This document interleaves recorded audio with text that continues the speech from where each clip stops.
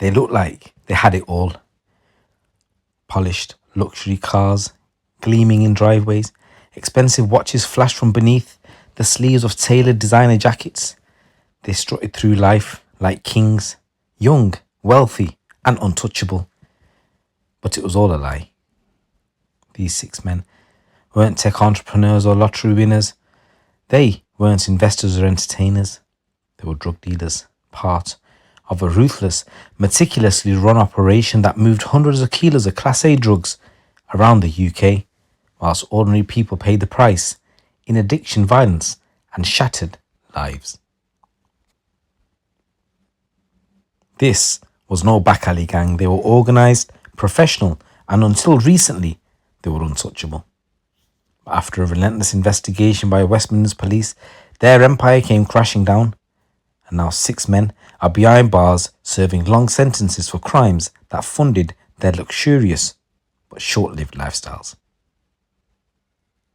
So the face of the operation was a man who goes by the name of Jonathan Mann, a 31-year-old from Coventry, whose criminal mind and thirst for power made him the architect of one of the most efficient drug trafficking networks the region has seen in years. Jonathan Mann wasn't someone who liked to get his hands dirty. He prepared the top. While others drove the routes and carried the product, he made the calls, gave the orders, and counted the money. Police would describe him as the puppet master, manipulating others from behind the scenes whilst projecting an image of calm success. To the outside world, he was just another man with good taste in a nice car. But every item he wore, every trip he took, every pound in his bank accounts was soaked in criminality. By Mann's side were the brothers Luke and Alexander Purcell, who were 30 and 32 respectively, from Coventry. They were loyal, calculated and experienced, and they were his most trusted couriers and facilitators. Together the Purcells made over 160 trips between April and November 2022, travelling across England to distribute massive quantities of coke and other drugs. Each trip was short, strategic and profitable. Cities like Bristol, Leicester and Crewe became hubs of activities, with the brothers checking into hotels for single nights before returning back to Coventry as their home base. It was a routine that they felt was untouchable. But behind the wheel, every mile they drove carried the weight of a massive conspiracy, and police were quietly closing in. While the Purcell brothers ran logistics, Ryan Prescott, who's 29 from Coventry, acted as the primary courier. He alone moved more than 100 kilos of coke, a staggering amount with the street value stretching well into the millions. He was the dependable one, he was efficient, and he was dangerous.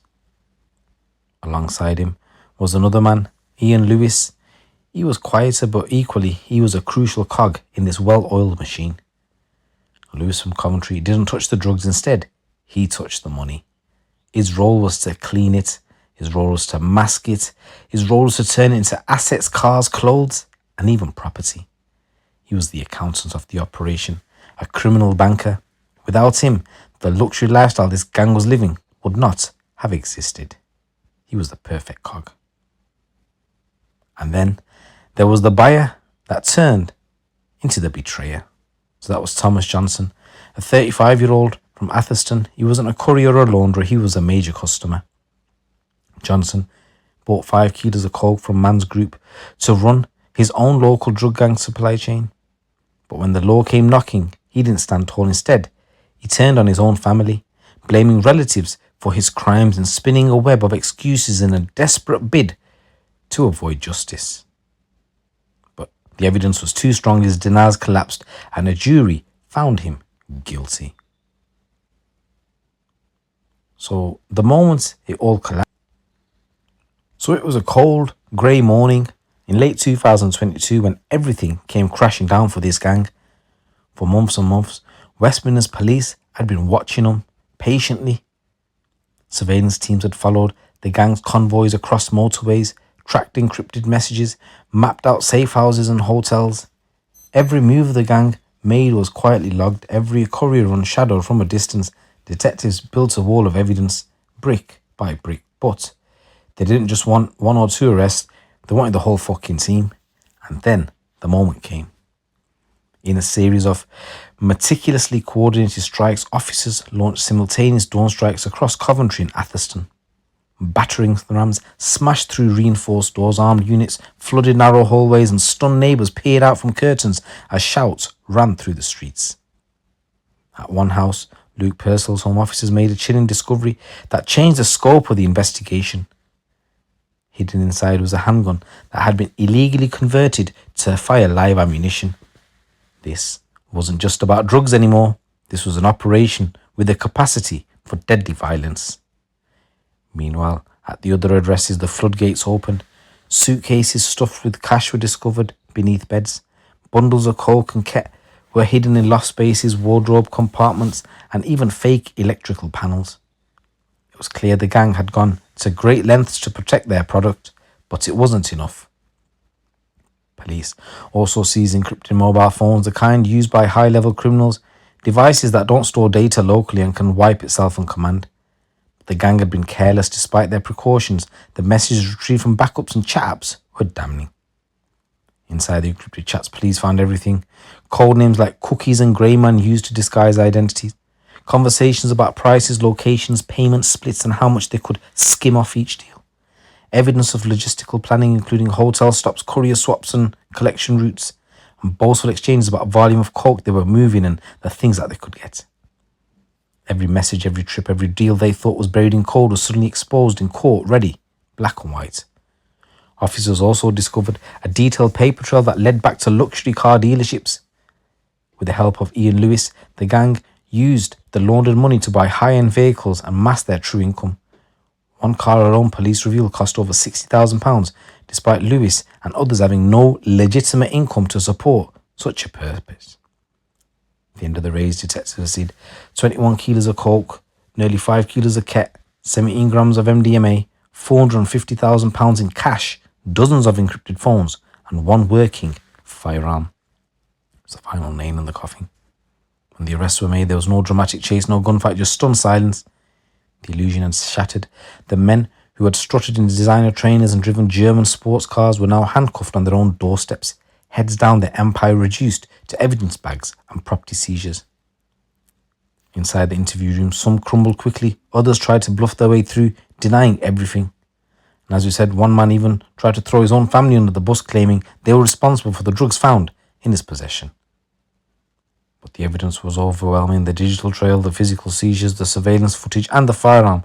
It all told a story none of them could escape. After months of power, wealth, and illusion, the gang's empire collapsed in a matter of hours. So at Birmingham Crown Court, the 6 men were handed lengthy prison sentences. Jonathan Mann got 13 years and 4 months. Thomas Johnson got 16 years. Luke Purcell got 13 years and 2 months. Alexander Purcell got 9 years. Ryan Prescott got 8 years. Ian Lewis got 3 years. The judge called their operation highly organised, deliberate and damaging, and praised the police for their persistence in bringing them down.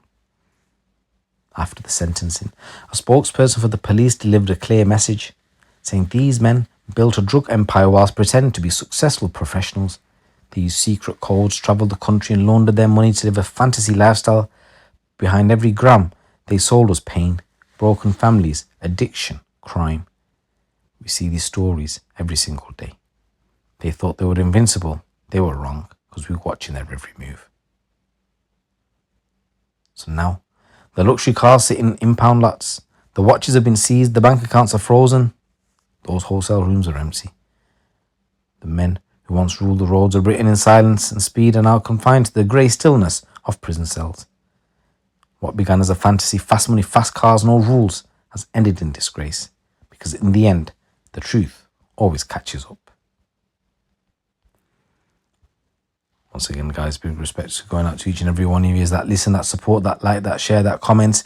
Let me know in the comments below which other stories you'd like me to cover. Once again, big respect going out to each and every one of you. Honestly, really appreciate it. You guys have been with us from, what we're talking, 5 coming up to 6 years now. And, your support, I really appreciate it. It's your boy GC. Keep it locked, keep it real.